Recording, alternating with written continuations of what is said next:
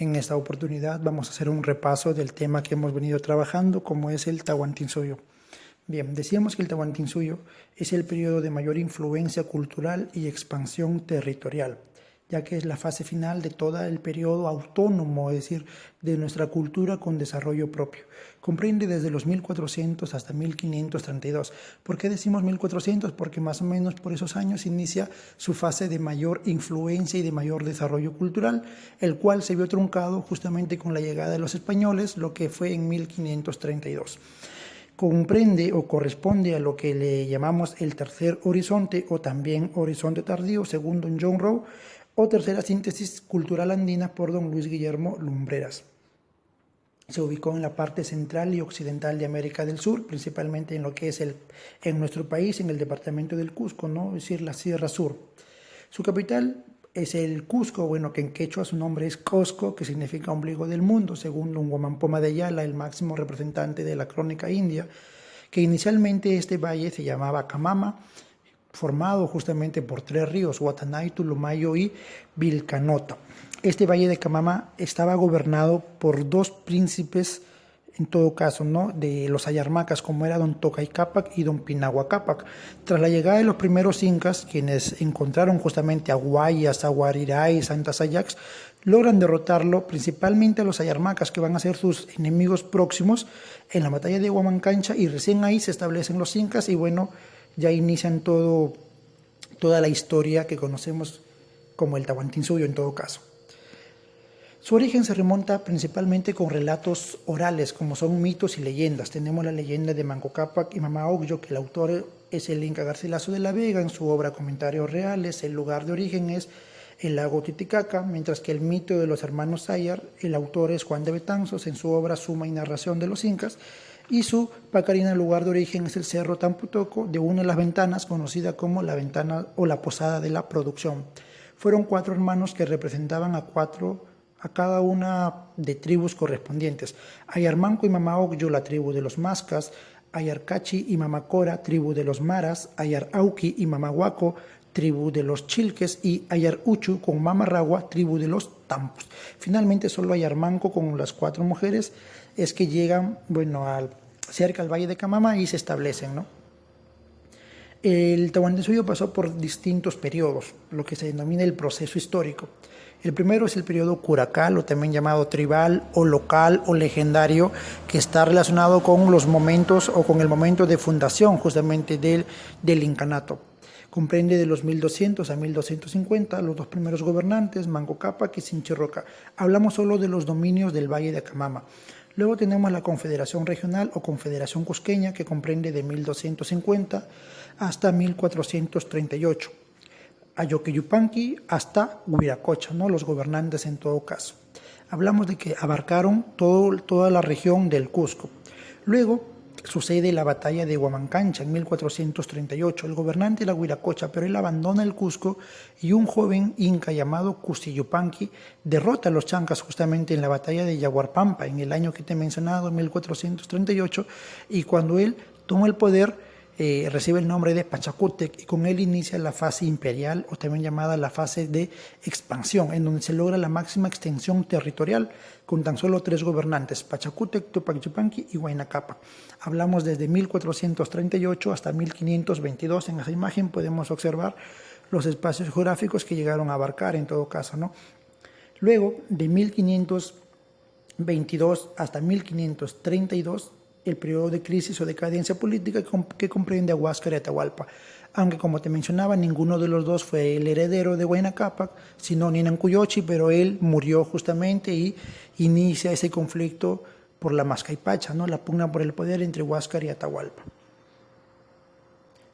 La división geográfica del Tahuantinsuyo. Tahuantinsuyo significa tierra de las 4 regiones, ¿no? Justamente está dividido en 4 suyos. Los suyos están organizados en provincias o guamanís, y estos guamanís organizados en ayllos. Comprende 4 regiones: Chinchaysuyo el norte, Collasuyo el sur, Contisuyo el oeste y Antisuyo el este. El Chinchaysuyo y el Antisuyo comprenden el Janancusco, el Cusco Alto, mientras que el Contisuyo y el Collasuyo comprenden el Urincusco, el Cusco Bajo. Los límites de todo este territorio Tenemos que por el norte, río Ancasmayo, Colombia; por el sur, río Maule o Biobío en Chile; por el este, la Ceja de Selva; por el sureste, las Pampas de Tucumán, Argentina; y el oeste, el Océano Pacífico. Abarcó o comprendió 2 millones de kilómetros cuadrados, los actuales países de Colombia, Ecuador, Perú, Bolivia, Chile y Argentina. Su organización política, tenemos que fue una diarquía teocrática, es decir, la existencia de 2 gobernantes, ¿no? Y esto porque primero lo entendemos a partir de 2 bloques, autoridades centrales y autoridades locales. En las autoridades centrales tenemos al máximo gobernante, que es el Zapac Inca, el único, el hijo del sol, ¿no? También denominado el Inti Churik Guaguaquía, ¿no? Hijo del sol y de la luna, cuyo símbolo de poder era su mascaipacha y el cetro de oro. El Auqui era su príncipe heredero elegido por el más fuerte, el más hábil, ¿no? El más capaz. Luego tenemos el Auqui cogobernaba con su padre, ¿no? El Tahuantinsuyo Camachic, o Consejo de Ancianos, o Consejo Imperial también, como se va a denominar. Este era un órgano de asesoría, es decir, apoyaba o asesoraba al Zapac Inca en algunas tomas de decisiones, conformado por los representantes de cada suyo, llamados Suyuyuc Apu o simplemente Apus, además de 12 funcionarios distribuidos de acuerdo a la importancia de cada suyo: 4 del Chinchay suyo, 4 del Coya suyo, 2 del Conti suyo y 2 del Anti suyo. También lo podían integrar los sacerdotes llamados Willaj Umu y los militares llamados Apuquispay. El Apunchic era el gobernador político militar de una provincia o un guamaní. Luego tenemos el Tucuirricuc, el comúnmente llamado chismoso, el que todo lo ve, el ojos y oídos del Inca, justamente, ya que era un intermediario, era una autoridad elegida directamente por el Zapac Inca para visitar los pueblos y recoger información, no recaudar los impuestos, ¿no? Etc. Luego tenemos las autoridades locales. El intermediario entre el Estado y el pueblo era el curaca, ese que viene a ser el jefe de los ayllus. Es una palabra quechua que significa jefe mayor. El curaca tenía un ayudante o un asesor llamado coyana, sobre todo en las tareas agrícolas. Luego tenemos como los ayllus son el conjunto de familias, y aquí entendemos una organización administrativa en base decimal, es decir, el jefe de una familia es el purej, el jefe de 10 familias es el chunca camayoc, el jefe de 100 familias pachaco camayoc, el de 1000 familias Guaranga Camayoc y de 10.000 familias Uno Camayoc. 4 unos conformaban una provincia o un guamaní. Luego tenemos los sinchis, que vienen a ser los jefes militares, pero solo en el ámbito local. En épocas de guerra ellos podían asumir el poder, pero solo, repito, en el ámbito local, ¿no? Bueno, la Capascuna, que es la lista oficial de gobernantes, la entendemos a partir de 2 dinastías, la del Lurin, que es el Cusco Bajo, y la del Hanan, que es el Cusco Alto. Ahí podemos encontrarnos los distintos gobernantes. La organización social fue una sociedad teocrática, militar, expansionista, centralista también, ¿no? Su base social fueron los ayllus, que es el conjunto de familias unidos por vínculos de sangre, idioma, religión, por el territorio, laborales. Encontramos 3 grupos sociales: la realeza, que está conformada por la familia real, o llamado la panaca, ¿no? Que viene a ser el Zapac Inca, el Auqui, la esposa principal, que es la Coya, la princesa soltera o la doncella llamada Ñusta. La función de la panaca era conservar la memoria del Inca a través justamente de la conservación de su cuerpo, es decir, su momia, llamado malqui. Tenemos la nobleza, que encontramos de sangre, privilegio y advenediza. La nobleza de sangre son parientes cercanos al Zapac Inca. Aquí encontramos, por ejemplo, a los orejones, que comparten el mismo origen o la misma pacarina que digamos que el Zapac Inca, en todo caso, ¿no? Que se caracterizan por usar pendientes de oro. La nobleza de privilegio son aquellos recompensados por su trabajo, lealtad, servicio al Estado, con diversos privilegios justamente, ¿no? Ellos portan pendientes de plata. Luego tenemos los nobles advenedizos o provinciales, que son jefes de pueblos locales que se adherían voluntariamente y tenían ciertos privilegios, pero solo en el ámbito local. El pueblo, que era la base social, tenemos los Hatunrunas, que es el indio común o el poblador común en todo caso, ¿no? Obligado a ir a la mita, los mitimais, los colonizadores de tierra, los yanaconas, que son los sirvientes, las agyas, que son las mujeres explotadas en los talleres textiles, las mitawarmis, que son las mujeres de turno. También podemos mencionar los piñas, que son los prisioneros de guerra destinados principalmente para el cultivo, para el trabajo de la coca, ¿no? En la selva, hablamos que eran destinados. Su economía se basó en dos principios económicos: la reciprocidad, la que es la ayuda mutua, y la redistribución, que es cuando el Estado provee de recursos a la población. Su base económica fue la agricultura. Destaca su principal técnica agrícola, como son los andenes, que es el aprovechamiento de distintos pisos ecológicos. Principalmente hablamos en las faldas de los cerros. Sus herramientas agrícolas, en el caso de los varones, destaca la chaquitaglia, y de las mujeres la araucana. Plantas sagradas son el maíz y la coca por su importancia en las ceremonias religiosas. Complementada esta actividad con el comercio, que lo relacionamos con el intercambio comercial, que es el trueque, y la ganadería para aprovechar la obtención de la lana, la carne, como bestias de carga y como abono natural para el sembrío. El trabajo, tenemos 4 formas de trabajo: la mita, que es el trabajo obligatorio, rotativo, supervisado por el Estado; la minca, que es un trabajo en beneficio de los ayllus, ¿no? Un trabajo comunitario, podemos decirle. El aini es el trabajo entre los miembros de una familia; y la chunga, que es un trabajo de emergencia, es decir, tipo defensa civil, para poderlo relacionar. Tierras, tenemos las tierras del sol, que son aquellas destinadas para el culto y para la manutención de los sacerdotes. Las tierras del Inca, o tierras del Estado en todo caso, para alimentar a la familia real, dígase la panaca, y también para la redistribución a las comunidades. Y tenemos las tierras del ayllu, o tierras de la comunidad, que se les daban a los hatun runas, cuyo requisito era casarse. Una vez que se casaba, al varón le daban un topo y a la mujer medio topo. El topo es la unidad de medida de la tierra, que equivaldría a unos 2.700 metros en la actualidad. Bueno, luego tenemos los elementos de unificación: la religión, la educación y el idioma. La religión fue panteísta por la diversidad de dioses, panteísta por lo que son los seres o fenómenos de la naturaleza; politeístas por la cantidad, por la variedad de dioses; orfistas por el culto a los muertos; abeístas por el culto a los astros; heliólatras por el culto al sol principalmente. Los dioses mayores son Huiracocha, que es el dios creador, civilizador, ordenador del mundo, cuyo nombre generalmente, o si genérico, es Apu Contiki Huiracocha, pero comúnmente le llaman Huiracocha.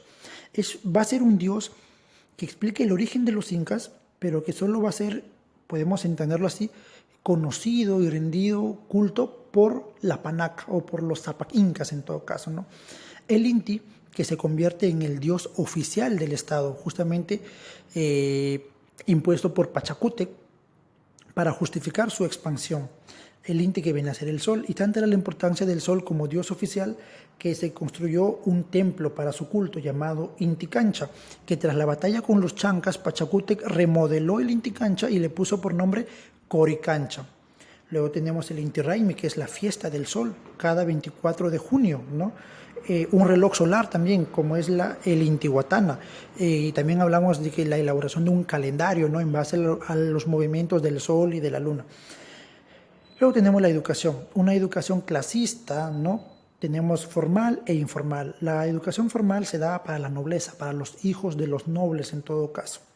Para los varones y para las mujeres hablamos de una educación completamente diferente. En el caso de los varones, esta se brindaba en los yachayhuasis. El centro principal, es decir, el yachayhuasi principal estaba en el Cusco. Luego también habían otros en las provincias, ¿no?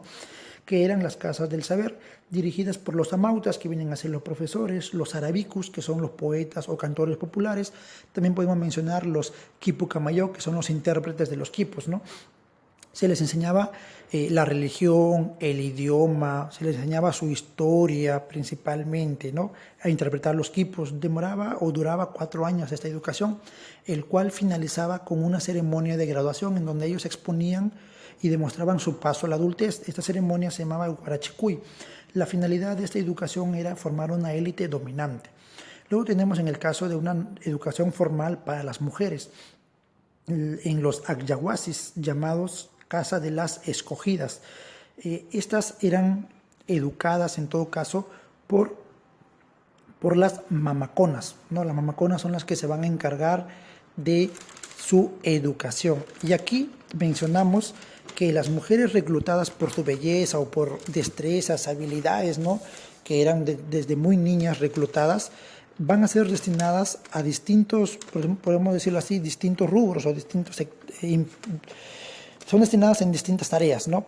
Tenemos las Yurak Agyas destinadas para el culto solar, las Guairo Agyas como esposas secundarias del Zapac Inca, las Paco Agyas que van a ser esposas para los nobles de las provincias, las Llano Agyas destinadas para la servidumbre y las Taqui Agyas para lo que es el canto, el baile, la música, ¿no? Por sus digamos, tienen ese talento, ¿no?, en desarrollar estas habilidades.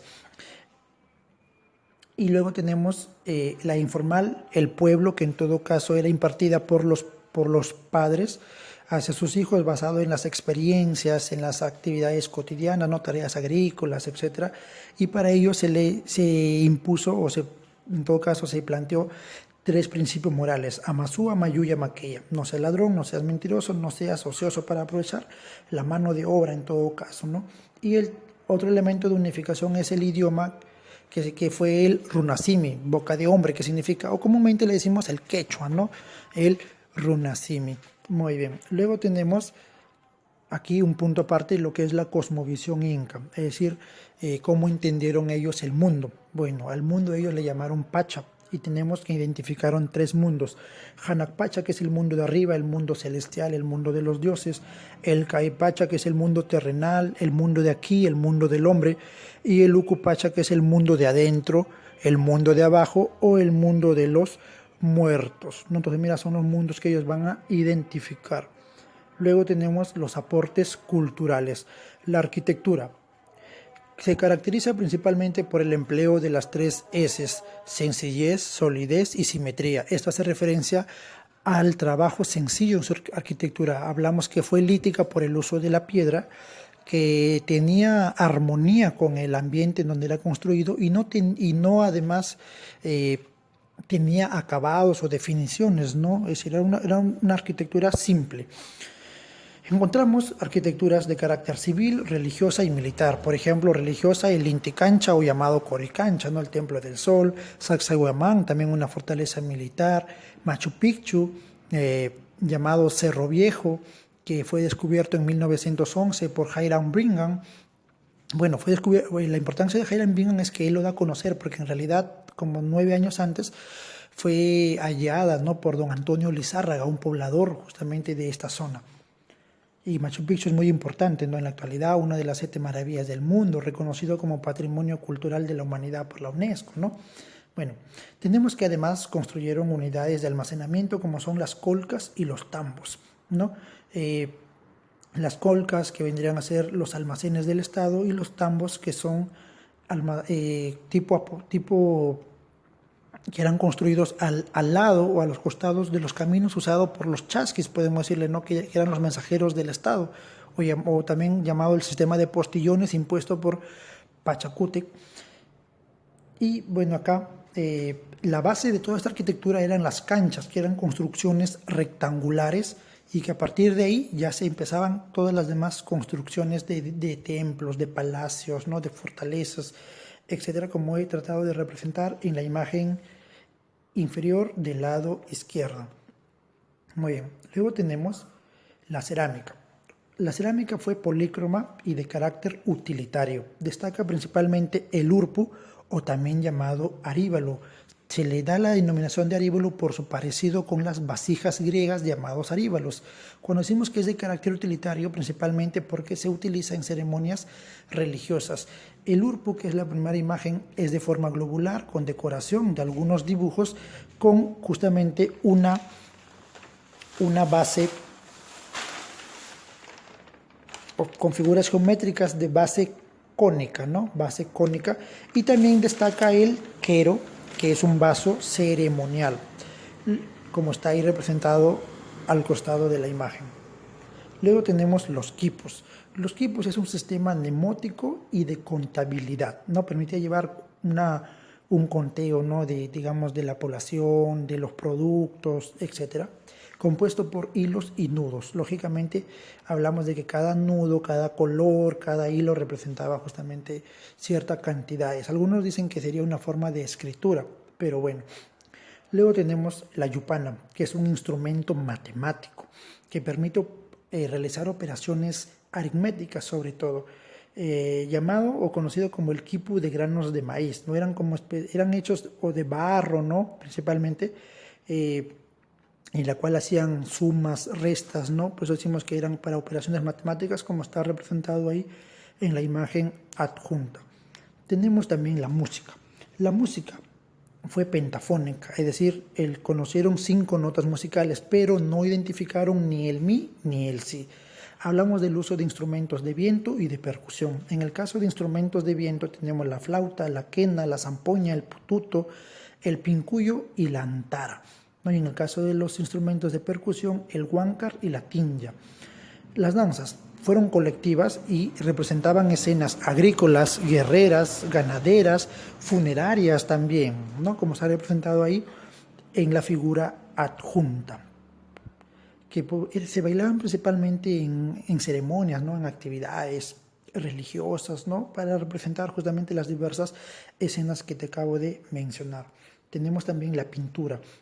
La pintura lo hacían dibujos en tablones, ¿no? Aunque principalmente también lo decimos que en la textilería ahí estaban representados. Los encargados de la pintura eran los Quilca Camayoc. En el caso de la textilería hablamos del uso del algodón y la lana para la confección de sus vestimentas, el cual es muy reconocido, ¿no? Y cuando hablo de vestimentas, vale hacer mención ahí la indumentaria del Zapac Inca y de la colla, ¿no? En el caso del Zapac Inca tenemos su corona, ¿no? Que en todo caso está decorada con plumas del ave corequenque. Tenemos el cordón, que viene a ser el yauto, ¿no? Que está ahí junto con la masquipacha. Bueno, tenemos también el casco, tenemos el cetro o llamado sunturpaucar, ¿no? Que es su símbolo de poder, el rapacejo, que viene a ser la masquipacha, un pequeño centro llamado macana también, un escudo con su banderín, la pulsera, la frecadura, las sandalias, ¿no? O la usuta, y la túnica, que es el uncu. El uncu es justamente una vestimenta de los varones. En el caso de las mujeres es el anaco. Y la vestimenta de la colla, ¿no? Un prendedor o tupayauri, el cubrecabeza, la mantilla, el alfiler, la franja, flores, bolsa, túnica, las sandalias, ¿no? Bueno, son las vestimentas digamos, del hombre y de la mujer, en este caso del Zapac Inca y de la colla principalmente. Y tenemos lo que son los caminos. Los caminos eran extensas redes de caminos hechas de piedra principalmente, que servían para conectar o conectaban los distintos pueblos. Hablamos de 2 ejes, un eje de la costa y un eje de la sierra. En el caso del eje de la costa, hacemos referencia que este abarcaba 4.000, de la costa 4.200 kilómetros. En el caso del de la sierra hablamos de 5.200 kilómetros de longitud. Pero el principal camino se llamaba Capajñán, que significa camino del Inca, ¿no? Camino del Inca o camino del rey o del poderoso. Este comprendía 30.000 kilómetros de longitud que conectaba incluso Quito con Cusco, ¿no? Y pasaba por Tucumán, Argentina. Luego tenemos también los puentes que eran elaborados, por ejemplo, encontramos puentes colgantes, como el que está junto ahí en la imagen, de piedra, que se ataban justamente a piedras a cada extremo, ¿no? A cada lado, y las orollas que tenían en el centro una canastilla para poder cruzar principalmente los ríos. Y terminamos con lo que es el ejército inca. El ejército inca, bueno, sabemos que para comprender, ¿no? Justamente todo el espacio geográfico que llegaron a abarcar o en el que tuvieron influencia los incas, entendemos que fue un ejército organizado, preparados incluso en una escuela, podemos decirle, militar de Colcampata, como se va a conocer. Todos los jatunrunas estaban obligados a prestar servicio, todos los jatunrunas. Hablamos que entre 25 y 50 años aproximadamente, ya que veían enrolarse en el ejército un medio de ascenso social, ¿no? Es decir, para ascender socialmente. En el caso de los nobles, ellos lo veían como un honor, un deber, enrolarse al ejército. Las formas de conquista. Tenemos dos, pacíficas, o también llamadas alianzas, y de la guerra. Cuando decimos pacíficas, hacemos referencia a que el Zápac Inca, ¿no? Primero realizaba un espionaje, ¿no? Mandaba a espiar el territorio que, digamos, que pensaba él ya controlar, ¿no? Y luego mandaba representantes con obsequios, con regalos, con presentes al jefe de ese pueblo, y establecían ahí alianzas, ¿no? Si este jefe local se resistía, digamos, no aceptaba ello, ahí ya venía la guerra, el conflicto armado, ¿no? Que es la segunda forma de conquista, donde ya, bueno, los incas también sí tuvieron armas para hacer uso en sus enfrentamientos, como te voy a explicar a continuación. ¿Cuáles fueron las armas que ellos van a utilizar? Tenemos armas defensivas y armas ofensivas. En el caso de las armas defensivas tenemos los escudos, que son de forma trapezoidal, hechas de madera y forrados. No podían ser de tela o de cuero. El soldado lo usaba sobre todo en la mano izquierda, ¿no? Tenemos la humachina, que era un casco protector de la cabeza. Podía ser de madera o de metal. Tenemos los corazos, o llamados pecheras, que eran para proteger el pecho. Podían ser de oro, de plata o de bronce en el caso de los nobles. Tenemos los escaupiles, que lo utilizaban los incas nobles, que eran túnicas de algodón gruesos, y en la espalda tenían un escudo de madera. En el caso de las armas ofensivas, tenemos la guaraca, que es una honda, ¿no? Comúnmente llamamos honda, que sirve para arrojar piedras. La estólica, que dispara flechas sin usar arco, ¿no? Principalmente era usado por etnias de la selva. La huacachina, que es un arco y flecha. Tenemos también las boleadoras, que son 2 o 3 proyectiles unidos por cuerdas que giraban en el aire y eran lanzados. Tenemos también las masas, que son, digamos, permiten lanzar en todo caso, no son lanzas de punta de estrella, no son lanzas de punta de estrella de forma estrelladas justamente. Tenemos los ñahui, que son lanzas, y los mazos, que son maderas gruesas con púas. Entonces, eso es con respecto al ejército inca. Ahora, los generales se llamaban apuquispay. Un soldado común, ¿no? Digamos, se llamaba aucarruna. Digamos, el jefe de 10.000 soldados era el uno Sinch. Y para hacerte mención a algunos importantes o famosos militares del ejército inca, tenemos a Apomaitac, que fue un importante general de Pachacútec. Tenemos a Calcochima, Quisquis y Rumiñahui, general del ejército de Atahualpa. Tenemos a Atoj, general de Huáscar, y Cahuide, general de Manco Inca. Bueno, son los principales, digamos, militares que se han realizado, son parte del ejército inca. Bueno, entonces esto ha sido el resumen del tema que hemos trabajado relacionado con el Tahuantinsuyo. Ya sabes que el horario de atención, disponibilidad que tengo con ustedes son los días jueves de 12 a 2 de la tarde. Si requieres de material extra, si tienes alguna duda, justamente me haces llegar una notificación y se te brindará toda la ayuda necesaria. Esto fue la explicación y el video de esta semana, haciendo una recapitulación del tema trabajado, y será hasta una nueva oportunidad.